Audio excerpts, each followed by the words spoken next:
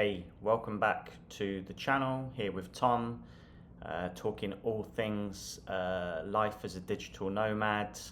And in this video today, I'm going to be talking about playing to your strengths, identifying what you're good at. Because if you want to become a digital nomad, in my experience, it's really important that you understand what you're good at and that you play to those strengths. So if you missed my first video, which I put out last week, I spoke about the reasons why I'd left the UK and embarked on a journey, which I'm now in my 4th month as a digital nomad. I first went to Morocco and I stayed in a lovely beach village called Tamrat, which is near Tagazout. But after 3 months, I decided to leave Morocco, and I've now arrived in Kuala Lumpur in Malaysia. I'm talking here from my condo, from my apartment here in Malaysia. I'm really enjoying it here. This is a city that's really thriving. The amount of development here, and Singapore, I went to Singapore last weekend as well, it's so impressive, because we don't, back in the UK, we don't see this level of building work and maintenance and development that's going on in the cities. Everything's very stagnant now, but here in places like Kuala Lumpur, they're up and coming, they're thriving. Anyway, back to the point of the video today, guys. I want to talk to you a little bit about why I think playing to your strengths is really important. So when I started my business back in 2021, I'd previously, just as a footnote to that, I'd previously worked in the sales industry. So I was selling things like events and exhibitions, and I worked in sales for about 10 years, probably, give or take. And it was an industry that I was always pretty good at sales. I was very good at talking to people, but I was deeply unhappy in the industry. But the one thing that I identified that I was good at was talking to people, persuading people, convincing people, and ultimately sort of communicating with other folk. So when I decided to set up as an entrepreneur and set up my own business, to me it seemed sensible and logical to start a business that was focused on talking to people. So I decided to go into online English teaching, and then ultimately setting up my own business as a business English coach. And I now work one-on-one with software engineers, and I help them with their business English communication, things like meetings, presentations, and job interviews. So if you're at the very start of this journey, you might know that you want to get out of the rat race, out of the corporate world, and you want to go out and do your own thing. I think that's great. I think that's the first step is identifying that you want to work for yourself.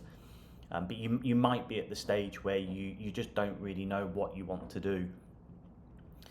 So that's why I think get a notebook out, get a pen, write down what are the things that you're good at. I'm a big believer that I think all of us we're good at least one thing. So like I said, for me it was selling and communicating, but I just wanted to do it on my own terms.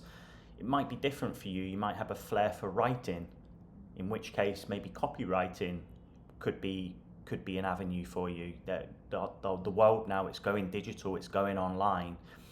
There's a lot of people and companies that need copywriters to write things like social media posts, blogs, articles. I do that myself. That's a skill that I've developed since I've been in business for the last 4 years. Perhaps maybe you're slightly more technically minded, and you're really, really good on computers, in which case something like, I don't know, web developing or graphic design, something like this that requires technical skills. Even some of the software developers that I work for, yes, most of them do work for corporates, they work for companies, but a lot of them, I believe they also, they might do their own freelance projects as well.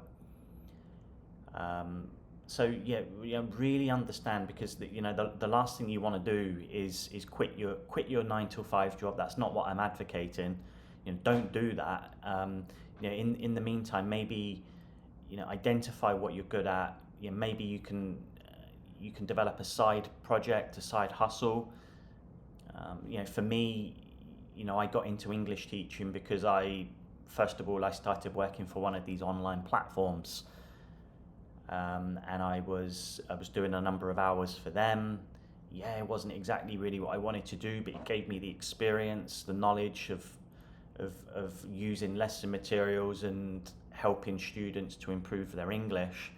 And then ultimately, when the time was right for me, I just made the move to go out by myself. And now I do a lot of marketing and advertising on platforms, particularly platforms like LinkedIn, which has been a really, really good platform for me. That's where a lot of my audience hang out. A lot of software engineers would spend a lot of time on LinkedIn, previously X as well. But I'm not using so much. I'm not using X so much at the moment. But yeah, like the point of this video, guys, is really sort of have a bit of a deep dive into what you're good at, and play to your strengths. For me, like I say, communicating, helping people, talking with people. Ultimately, I'm a coach now, so this is what I really enjoy.